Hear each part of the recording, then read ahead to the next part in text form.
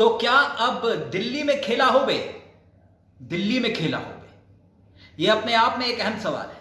यह सवाल आज इसलिए उठ रहे हैं क्योंकि क्या यह बीजेपी मान चुकी है कि अब दिल्ली में उनकी सरकार नहीं आने वाली, इसलिए केजरीवाल सरकार के पर को कतर दिया गया, और वो भी संवैधानिक है या फिर नहीं, यह भी अपने आप में एक अहम सवाल खड़ा हो रहा है।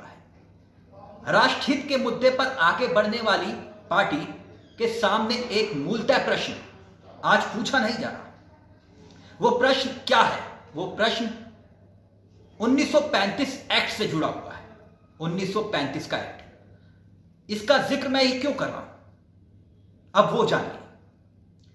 1935 का बिल हमने जिसका हमेशा से विरोध किया था, 1935 का एक्ट, उसका हमने विरोध क्यों किया था, उसके इतिहास को जानिए। क्योंकि उसमें सीधे तौर पर गवर्नर जनरल को पावर दी गई थी और हमारे स्वतंत्रता सेनानियों ने इसका विरोध किया। तो क्या हम और राष्ट्रहित पर आगे बढ़ने वाली पार्टी उससे हट रही है जिस बात का विरोध 1935 एक्ट में किया? इतना विरोध कि वो लागू भी नहीं हुआ, ये इतिहास। लेकिन इसके इतर दिल्ली पर आते हैं। अब दिल्ली का जिक्र, दिल्ली में खेला होबे का मतलब समझिए। ये मैंने 1935 एक्ट का जिक्र किया है। अब यहां पर जो दिल्ली का मसला है, अब यह मान लिया जाए कि दिल्ली अब दो हिस्सों में बढ़ चुकी है, एक बड़ी दिल्ली और एक छोटी दिल्ली। बड़ी दिल्ली क्या वाकई में छोटी दिल्ली का गला घोट रही है? यह भी एक मूलतः सवाल है। यह सवाल इसलिए खड़े हुए क्योंकि उस जजमेंट का जिक्र यहां पर जरूरी हो जाता है जिसमें सुप्रीम कोर्ट ने साफ कुछ आदेश दिए थे। उसका जिक्र भी हो जाता है कि पूर्ण राज्य का दर्जा दिल्ली को मिलना चाहिए। यह जिक्र तो बीजेपी ने भी किया था, लेकिन आज अधिकार केजरीवाल सरकार के कम कर दिए गए, उसके पर काट दिए गए और सीधे तौर पर उपराज्यपाल को सारे अधिकार दे दिए गए।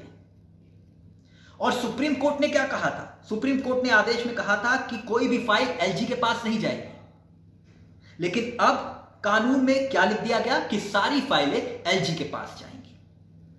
और ऐसी स्थिति में 4 जुलाई 2018 का जिक्र मैं बार बार कर रहा हूं, जो फैसला था और अपने आदेश में सुप्रीम कोर्ट ने कहा था कि राज्य को बिना किसी दखल के काम करने की आजादी होगी, यानी राज्य बिना किसी दखल के काम कर सकेगा। लेकिन अब क्या?